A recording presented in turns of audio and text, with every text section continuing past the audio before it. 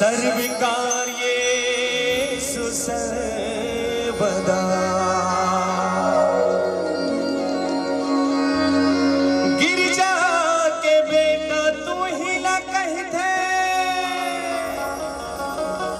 लंबोदर गणराज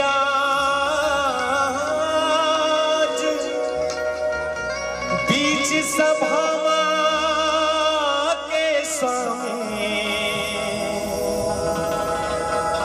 सुन लेवा मोर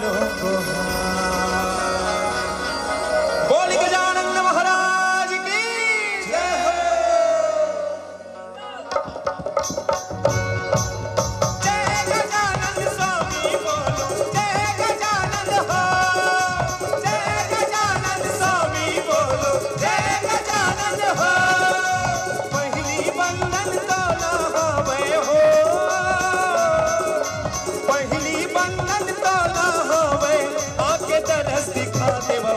गजानन स्वामी मोरे डोंगा न पार लगा देवा हो।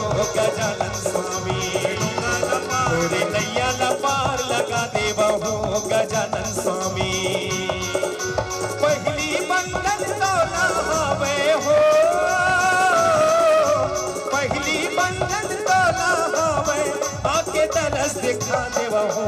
गजानन स्वामी मोरे डोंगा न पार लगा देवा हो। गजानन स्वामी मोरे डोंगा न पार लगा देवा हो। गजानन स्वामी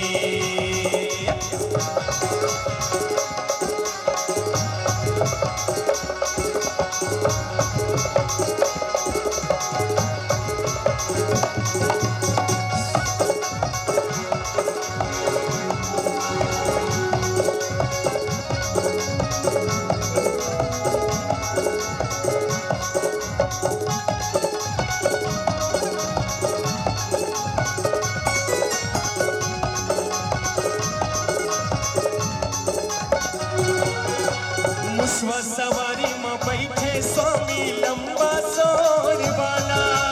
लंबा सोर वाला गजानन लंबा सोर वाला। हाँ चार भुजा वाला तू ही लगई थे जगत के ते कृपाला।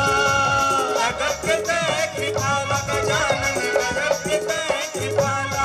हाँ मुसवा सवारी में बैठे स्वामी लंबा सोर वाला। चार भुजा वाला तू ही लगई थे जगत के ते कृपाला। पहली पूजा तोरे होवे